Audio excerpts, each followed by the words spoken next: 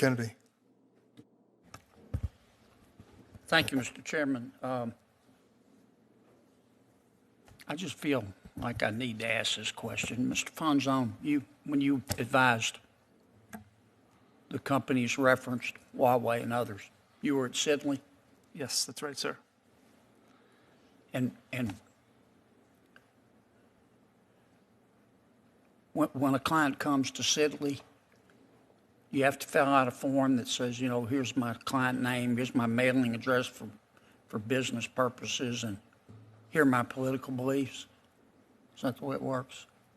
There's definitely a client intake process. I don't remember all the particulars of it. I mean, big law it's kind of like who can pay the freight, right? That's an aspect of the intake process, I'm sure. I understand. Professor, I'm looking at a letter dated March 16, 2020. It's a letter to Governor Lamont in Connecticut.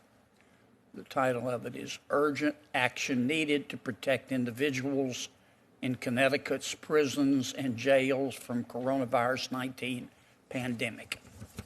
Did you sign that letter? So I don't recall sitting here today, Senator. Here's your signature. Here it is back here.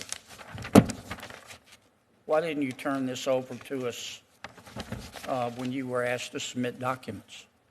So, Senator, I made every effort to search for everything that I had ever signed. That's not a letter I remember, but I will certainly take a look at that. And we found it just with a search on the internet.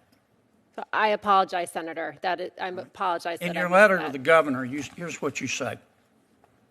As they stand, prisons and jails are detrimental to public health and human rights and disproportionately harm marginalized communities, including Black, Brown, Indigenous, and other communities of color, immigrants, people with mental illness, people with disabilities, people in the LGBTQ plus community, people who use drugs, people engaged in sex work and street economies, and people experiencing houselessness and poverty. So if you believe that about our prisons, how are you going to ever send somebody to prison? So, Senator, I will need to take a look at that letter, and I apologize that that's not something I found to hand to this committee. You're not denying you said that. I do need to see the letter to see the context, because, again, it's not something I remember adding my name to. Yeah. I can assure you, right. Senator. And you also say, first, you call on Governor Lamont to release everybody in jail. Is that right? Because of the coronavirus? So again, Senator, I would need to see that letter in front of me. It certainly was not. You can find it just put your name into Google. You'll find it in about 3 nanoseconds. I will, Senator. I can assure you that You said in your letter, Professor, we call on Governor Lamont, state of Connecticut, and all Connecticut jurisdictions to immediate release to the maximum extent possible people incarcerated pre-trial and post-conviction. And then you go on to say, talking once again about our jails, the global COVID-19 pandemic is throwing into sharp relief the untenable state of our penal system and the need for sustained action to shrink its scale, shrink its size, and shrink its scope. You sound here like the district attorney in San Francisco. If you believe that, how are you going to ever send us anybody to jail, Professor? I can assure you, Senator, that I understand the role of the judge, and that I can assure you prison time is an appropriate sentence in many cases. That's not what you say here to the governor. You wrote the governor. This isn't some DoorDash delivery guy. You wrote the governor of your state 3 years ago. So again, Senator, in law school. So again, Senator, I would need to look at the letter. It sounds like it was written at the height of the pandemic, where governors were looking for. You also wrote the governor, you said people over the age of 55 are at the greatest risk for COVID-19, but also pose the least public safety risk to our communities. People in this age group can and should be released immediately to mitigate the spread of COVID-19.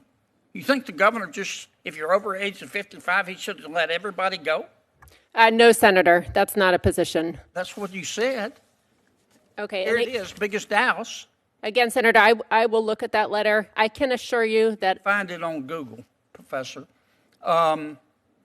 You also say Governor Lamont should issue an executive order to direct the state's attorney offices and law enforcement entities, including the town and city police departments, and any federal law enforcement entity operating within the state to immediately cease adding to the incarcerated prison population given the high risk of infection posed by the population increase.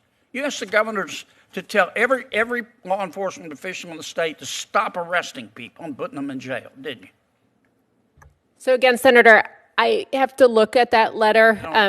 I do think there were modifications that the governors were making around the country to respond to the pandemic. You also had an opinion in your letter about, can I have another 30 seconds, Mr. You had an opinion in your letter about immigration. You said immigration detention poses the same health risks to jails and prisons, and Connecticut law enforcement must stop feeding people into the unsafe and inhumane immigration detention system. Then you say Governor Lamont should release all individuals currently in state custody who are awaiting transfer to ICE custody, and the governor should declare a moratorium on all such future transfers. How, if somebody is in our country illegally and commits a crime, are you going to put them in jail if you believe this about immigration? Senator, I can assure you, were I so fortunate to be confirmed, I would treat crimes seriously. That's not what this letter says, Professor, and it was 3 years ago. It wasn't when you were in law school, and you didn't turn it over to us. We had to find it on our own. Senator, the chair has been generous in time. I think you've had